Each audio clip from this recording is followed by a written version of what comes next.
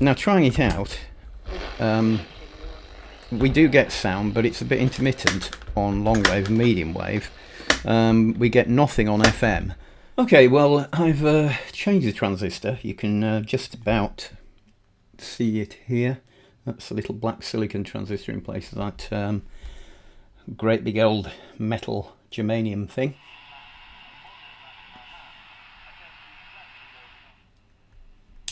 So I'd say that is working on AM, both medium wave and long wave. So let's have a look at why we're not getting FM. Now the FM section, I've had to move you around a bit so it's a bit easier to see, but the FM section here is in a little can that I had to try and take, well, I took off. There's a couple of screws holding it in, then it's a bit of a pain to get it round that bracket there. But I got it off. We've got the usual germanium transistors obviously, but turning the volume up and tapping them doesn't seem to do much. So I thought I'd start measuring voltages around it, but one of the things I did notice was as soon as I got near to one of these transistors, like this one, and put my probe without actually anything else on it, on this here, I start hearing something.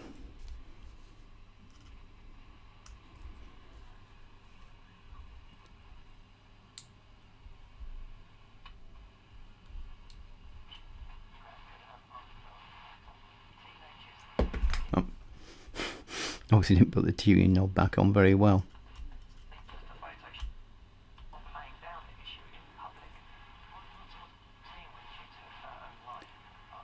So something around this transistor, if I put any sort of signal here, and what I'm effectively doing, I think, is I go into this transistor, I'm injecting a signal by making myself the aerial.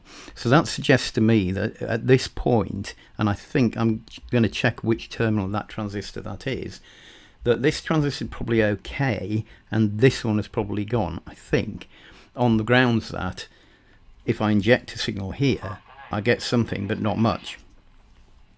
Right, well, I think I've finally got this FM module sorted. It's a bit of a pig to work on because you can't really get the thing off the tuning capacitor. It's glued to in many places or soldered to in many places.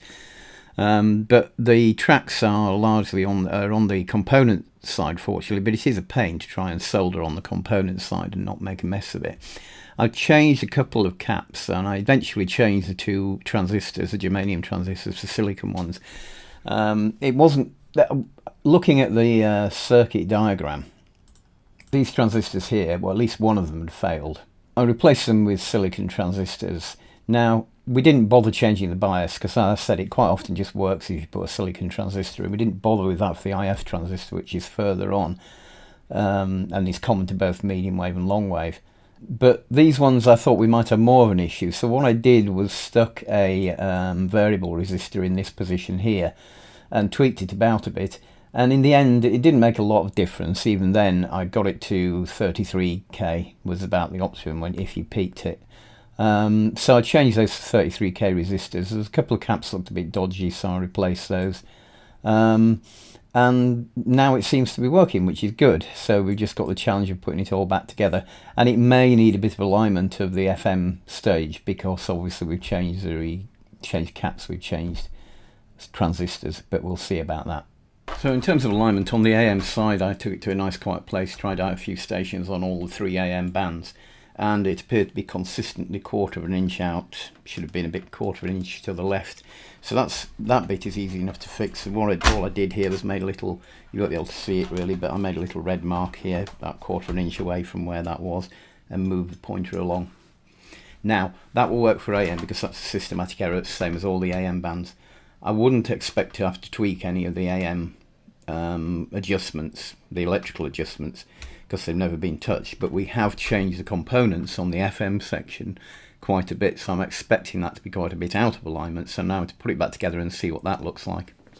Right, now the problem with aligning the FM section is that the things that you have to tweak to do it are not available when you've got the thing all put together, and when you haven't got it all put together, you can't see where the tuning pointer is, so you don't know what you're pointing at. So I suppose you could do it as it suggests by looking at the end marks, but what I've done here is I've had to be a little more scientific than my normal bish bash bosh method. I've set this to 100 megahertz, so wherever I pick the tone up, I should be on 100 megahertz, and I've just plugged it directly onto the back of the radio, onto where the aerial will plug in. And you can see we're quite a bit out, so we should be on 100 here, and we're on 104. So my way of tweaking this now, obviously to adjust anything, I could take it all apart.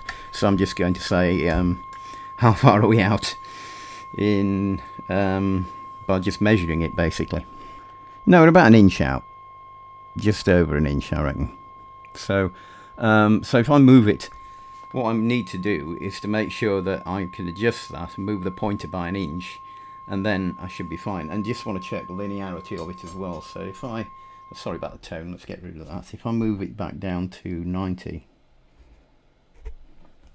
megs, where do we get with that? So let's now, it was supposed to be on 90 megs.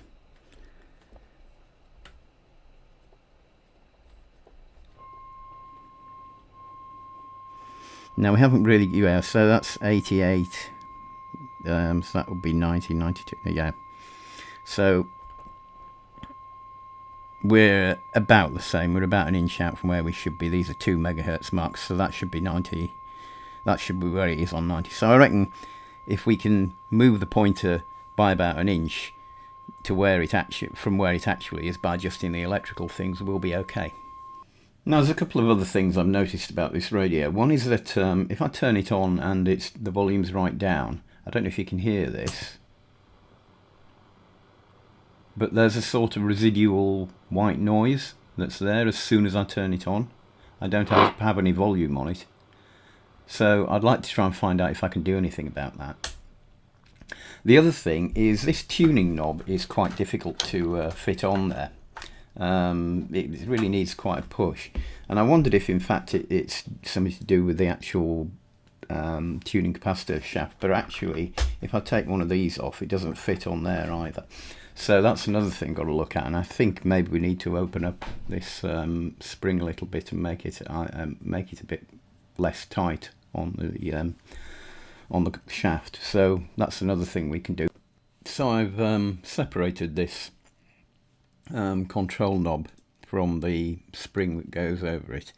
It's quite a delicate operation. You don't want to break these things, because as we know, they're completely unobtainable unless you've got another old radio to break the parts of an identical type. So you don't want to break the plastic, but it's just really a matter of getting a screwdriver in, sort of levering it a bit, turning it gradually, and then getting bigger and bigger screwdrivers in until it eventually comes off the end.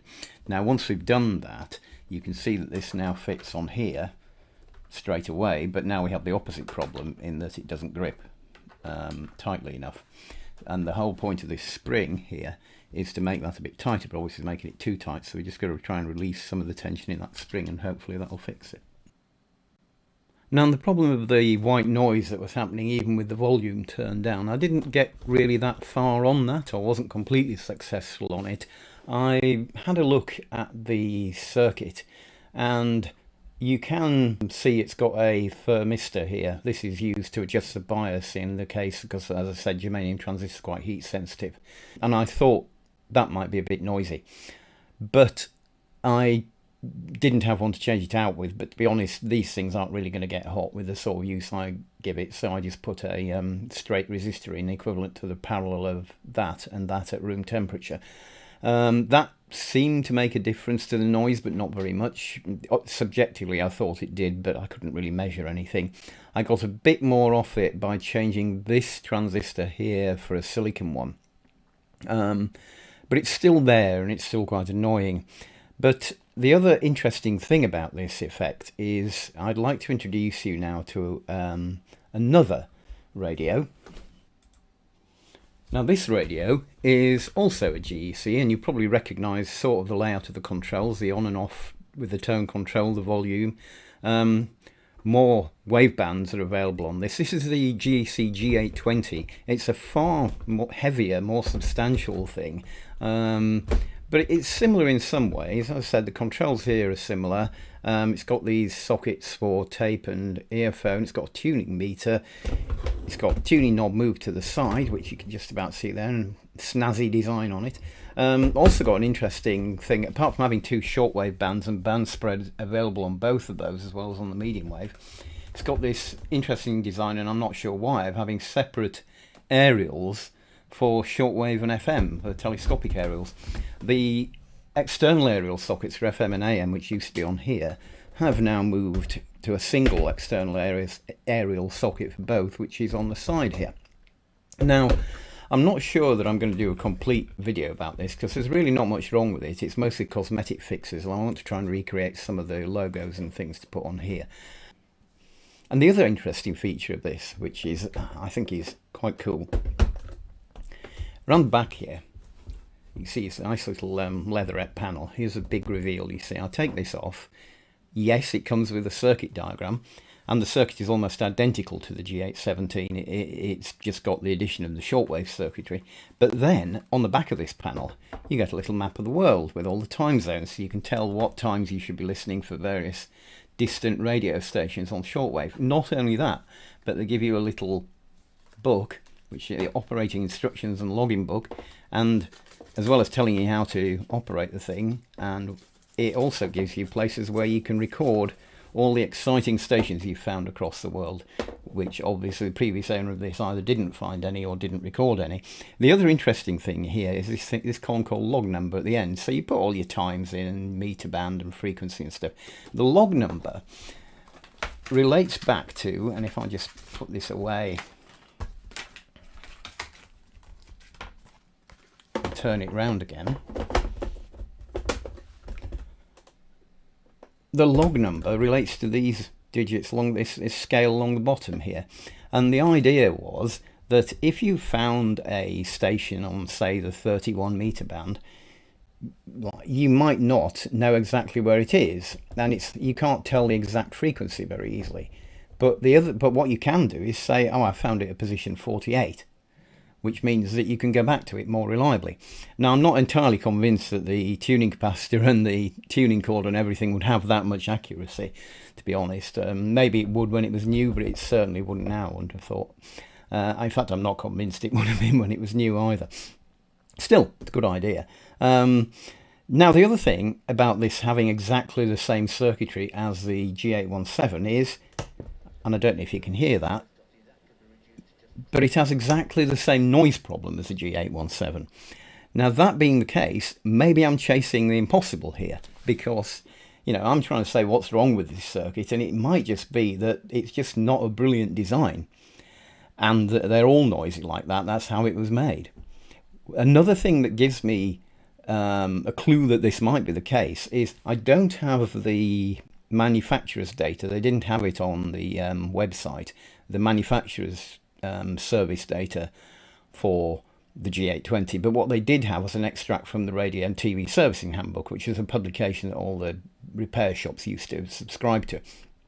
And in that, they have detailed a modification from the G820, which is this one, to another version of it called the G836.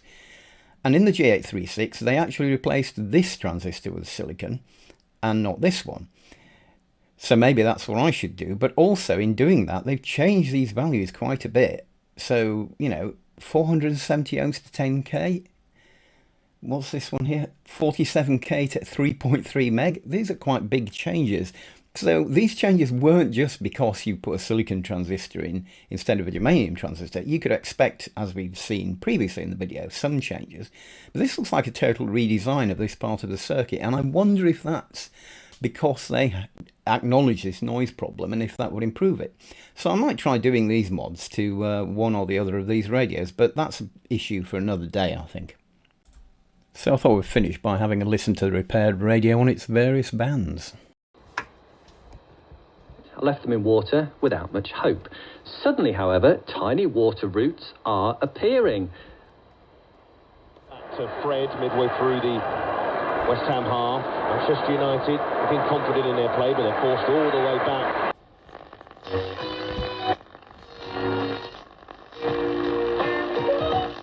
Quality candidates using skills tests to make sure they have the experience your job needs. To start hiring, visit Indeed.com/try today.